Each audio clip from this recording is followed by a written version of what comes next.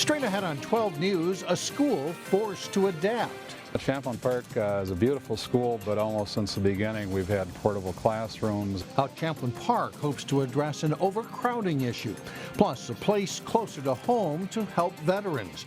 But first, thieves going to extreme heights to commit crimes. 12 News starts right now.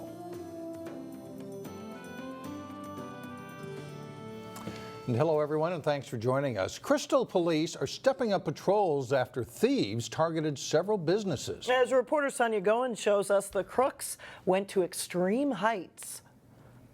Here's another one on the upper roof. Rita Gardner is co-owner of Doyle's Bowling and Lounge. Here's inside. It's totally gutted in the back. I can't believe somebody can do that. She's trying to come to terms with a huge business loss. Mad, angry that people get away with this stuff, and, you know, I'm the one that takes the loss. Last week, thieves climbed up on the rooftop and stole air conditioners and parts. And when I went up there, I found out there were 4 of them removed and 1 damaged where they tried to get it. There's a footprint right there. Gardner probably wouldn't have noticed the missing items if a passerby hadn't spotted the damage from the street. They took 4 condenser units out of the air conditioning side of it, and they drug them over and then threw them off the roof onto the ground. The crooks were going after copper piping located inside the air conditioner units. It's like $3,000–$4,000 minimum per unit, but with the damage they did now, we don't know because they cut some of the evaporator coils. And the crooks also struck here at the Crystal Gallery Shopping Center.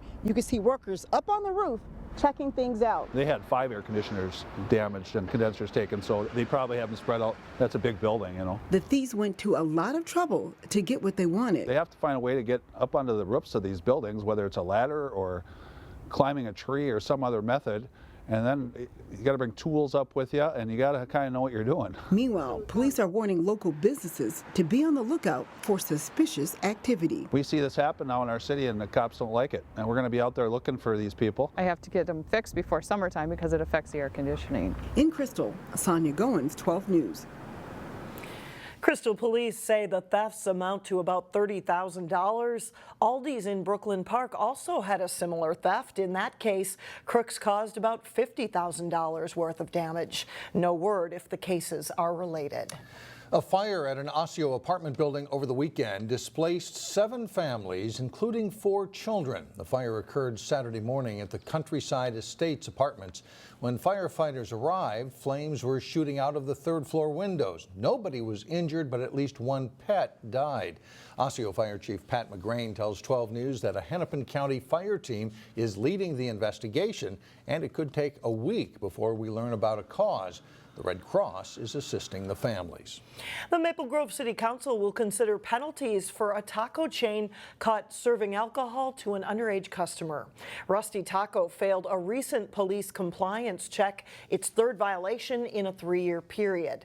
A 3rd violation under Maple Grove City Code calls for a liquor license suspension of at least 10 days and a fine of up to $2,000. Rusty Taco is a Dallas, Texas-based chain. Golden Valley-based Buffalo Wild Wings bought a majority stake in the company in 2014. After years of declining enrollment, things have turned around in the Anoka-Hennepin school district. Student growth is now up, and the district is looking into what may be needed to upgrade some schools. As Eric Nelson found out, one of those is Champlain Park. Champlain Park is bursting at the seams. It's very full. Enrollment has ballooned to around 3,000. And the high school needs more space. Portables have been a concern. Aging portable classrooms in the school's parking lot have become a hot-button issue.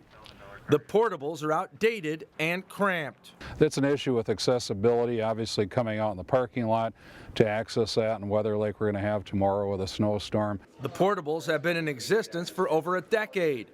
The district wants to replace them with a new facility. There's also security issues because we're trying to have perimeter security in our buildings and have automated check-in systems. Very difficult with passing times going out to portable classrooms. Champlain Park's need for better buildings is magnified by the growth in feeder cities like Dayton. We are growing. This tiny town has a population of 5,011. Residents who have lived here for many, many years really want to keep that rural feel. But that number is trending up. Dayton's charm is its rural, bucolic feel.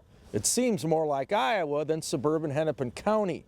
but someday that might change. New houses are popping up from the frozen soil. Dayton is predominantly in the Anoka-Hennepin district. And kids in some of these neighborhoods will become future Champlain Park rebels. We've got several different residential developments going on in the cities today, and we're continuing growing. We're seeing a couple new residential plats even this spring coming in. With students comes money and revenue, so our intent would be to keep property taxes to a very minimum and just look at the expansion of the district.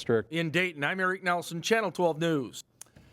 A task force will soon be appointed to study the facility needs. It will make recommendations to the Anoka-Hennepin School Board by next fall. Veterans living in the Northwest Metro can now receive services a little bit closer to home. The Maple Grove Community Center now has a Veterans Services office. The location opened last week and will help make it easier for vets to apply for VA compensation, pension, health care, and state benefits. Maple Grove is now Hennepin County's 6th regional Veterans Services office. We're trying to make sure that we cover the whole community, and with this site, 95% of the population of Hennepin County is within 15 minutes of one of our service sites. The office is staffed on Tuesday and Wednesday, but you first need to call Hennepin County to make an appointment. Tuesday evening, there will be an opportunity for residents in Golden Valley and in Crystal to make their voices heard on light rail. In Golden Valley, there will be an open house at 6 p.m. Tuesday at City Hall, followed by a public hearing at 7. In Crystal, a public hearing will be held at 7 in the Crystal City Council chambers. The $1.5 billion Bottineau Light Rail line includes stops on Golden Valley Road and another stop on Bass Lake Road by Becker Park. While the station locations won't change at this point, the public can weigh in on station design and amenities. Well, coming up, a local tourism bureau keeps its mission but changes its name. And then later in sports, Maple Grove rallies for a big win in girls hockey. But first, a storm system shifting northward. It may bring 1 to 3 inches of snow Tuesday afternoon and evening.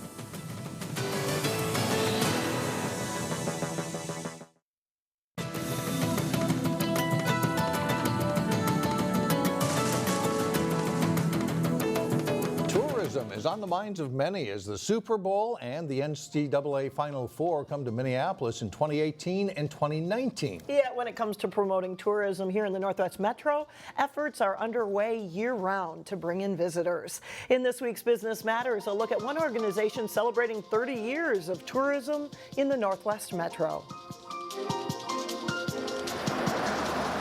Whether it's the outdoor shopping and dining experience in Maple Grove or the parks and outdoor fun in Brooklyn Park, every local knows what makes their city special.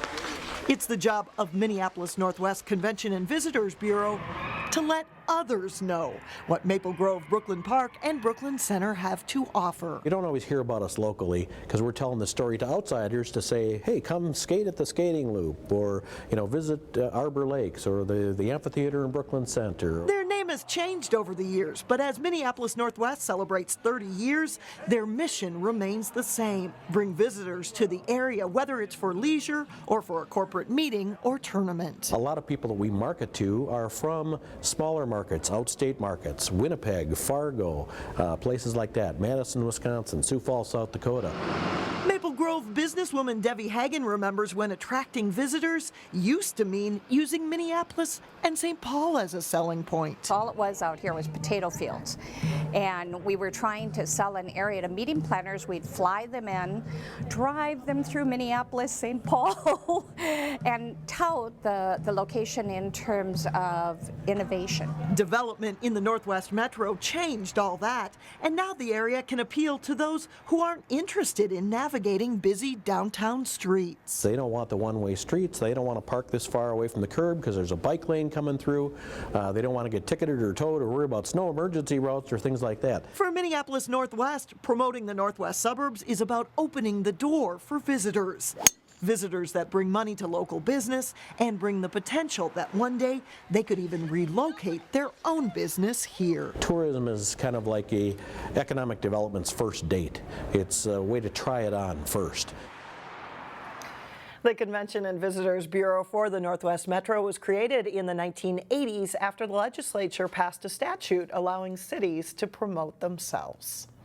Coming up, something a little chilly and a little bit crazy. But first in sports, Wayzata boys basketball team ends a long streak against Hopkins. John Jacobson has the highlights next. Well, I guess you could call this a big win for Wayzata. It's something that doesn't happen very often. Just a little bit of a drought. Yeah. This one. Yeah, they got a huge win Friday night. Exactly 25 years ago today, Wayzata beat Hopkins in boys basketball 69-56. Craig Cohorst led the Trojans in scoring that night with 23 points, in case you were wondering. Since then, the teams have played 54 times, with Hopkins winning every single game. Until last Friday night, that is, in the 55th meeting since the winter of 91. Highlights from this one: Johnny Benega scoring for a 12-7 Trojans lead. Austin Slater, he scores, and Wayzata controls the pace early. They lead 29-22 at halftime. Ishmael El-Amin nails a long three for Hopkins early in the second half. Benega answers right back with a three for the Trojans. Parker Lavacek will drive into the lane. He'll score here, giving Wayzata a 44-34 lead. Amir Coffey with a basket and a foul for Hopkins, but Wayzata controls him and holds him in check most of the night. Benega makes another great drive, and he'll get this shot to fall, and he leads all scores with 23 points. Ryan Lindbergh with a big three, giving Wayzata a 62-53 lead with under 2 minutes to play. The Trojans end a 25-year drought over Hopkins, beating the Royals 71-58. It's been a goal for our team to beat Hopkins, because we know we haven't beaten them in a while, and just to do it on their court makes it even better. It gives us just a big confidence boost, knowing that we took down the #1 team in state. And you know, we can't get too ahead of ourselves, but we got to keep going. We got some tough games coming up, so we'll go back in our gym and get some work in and get ready for the end of the season. Also in boys basketball, Park Center hosted Armstrong. Pirates, Kahari Broadway penetrating the lane, then gets it to Isaiah Simon in the corner for a three. Pirates lead 20-13 in the first half. Armstrong comes back with a run. Watch Race Thompson. He'll elevate on the baseline in a hurry and slam one home. It's a 2-point Armstrong lead. Park Center goes back in front. Osiris Washington with a three from the top of the key. Pirates take a 3-point lead into halftime, 34-31. Second half, Park Center opens up a 9-point lead. Washington with a fake gives it to Lucini Kamara. His three makes it 45-36. Washington passing to a Derek Ogechi open in the corner. He'll wait for the defender to go by and score another three. Pirates up by 7, 51-44. But Armstrong comes back in this one. True Thompson to Isaiah Rollins for a baseline drive to the basket. The Falcons are down by just one. And a great play for Armstrong coming up here. Chance Bone on the inbounds pass. Goes the length of the court to True Thompson for the basket and foul. And Armstrong rallies to beat Park Center 61-57. Wayzata ended Maple Grove's season in section girls hockey play in each of the past 2 years. Teams aren't in the same section this season, but the rivalry is still strong. Maple Grove looking to take one on Wayzata's home ice, but the Trojans start strong. Meg Ransom denied on the doorstep, but she holds her ground and knocks the rebound in for a 1-0 lead. Emily Wisniewski keeps the puck in. Natalie Heising is left alone, and she'll score with 22 seconds left in the period. Wayzata's up 2-0 after one. Maple Grove comes back. Riley Norman banks it to herself around the defenseman, then sets up Haley Herdine for the goal to make it 2-1. Claire McLean will drop a pass to Tina Campa on the rush, and Campa hits the net to tie it up 2-2 after 2 periods of play. Former Wayzata head coach Amber Hagelin looking on as her new team. Maple Grove completes the comeback. Taylor Wente on the rush is stopped, but Maya Martinez buries the rebound to give the Crimson the lead early in the third. And Martinez sets up Wente for the final goal of the game. Maple Grove rallies to beat the Trojans 4-2. In boys hockey, Maple Grove took on Anoka Saturday on the Tornadoes' home ice. Jaden Walsh brings the puck to the middle, then hits Matthew Jago off a skate in front, but the puck's never covered, and Walsh jams it in. It's 1-0 Maple Grove. Just after an Anoka power play ends, the first try hits traffic by Isaac Johnson there and buries the rebound. Tornadoes go ahead 2-1. Third period, Anoka up 3-2, and Jared Camerata circles out high. Justin Kelly shovels the backhander in. It's a power play goal, tying it at 3. Anoka on a power play. The first threat is missed, but Reese Grayler gets control and hits the target. Anoka wins a close one, 4-3. And congratulations, Armstrong girls and Wayzata boys win Section 6 Nordic skiing earlier today. We'll have highlights of that Tuesday starting at 4. Okay, thanks a lot, John. There was a big event this weekend for more than 600 Special Olympics athletes at Breck School in Golden Valley. So we should have some great games, but more importantly, you got to have fun, okay? Yep. And have fun, you got to support your teammates, and you got to work as hard as you can when you're out there, and we'll get you a break when you're tired, okay? Yep. What do you guys think? Are you ready? Yeah! Well, that's the team from St. Cloud. They were among 51 teams competing in the state poly hockey tournament. The poly hockey uses plastic sticks and soft pucks inside a gym. The play is competitive, and the idea here is to provide opportunities for people with intellectual disabilities. There's athletes that are new to the sport, learning the game, but then there's athletes that have played varsity ice hockey for their high school. So it's a wide range of skill levels, abilities, and talents, and it's really nice to have an opportunity for everyone to come play at the same tournament. The teams from Osseo Maple Grove took home a second place medal, 2 third place medals, and 2 for fourth place. The Breck School has partnered with Special Olympics for 30 years. Still ahead, the plunge that takes courage, bravery, and some insanity. That's right. We will be right back with more.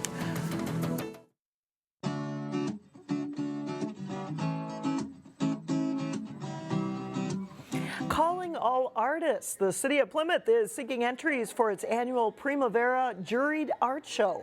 Artists may enter up to 3 original art pieces. Winning artists will receive cash prizes, including $250 for Best in Show. Entries are due on February 25th. If you'd like more information, you can visit the city's website or PlymouthArtsCouncil.org. Primavera is held April 15th through the 17th at the Plymouth Creek Center. And finally, get ready to be freezing for a reason. The Maple Grove Polar Plunge is this Saturday at Fish Lake Regional Park. It's an opportunity to get a little crazy, jump in a frozen lake, and raise money for Special Olympics Minnesota. To register for the plunge, go to plungemn.org. Each participant must raise a minimum of $75. And as for the forecast, while it's a little early, temperatures are expected to be in the upper teens to lower 20s on Saturday. And after they plunge, they make the trip to the towel and the warm place really fast. Good idea. Yeah. That's it for now. Thanks for joining us, everyone. We'll see you back here tomorrow.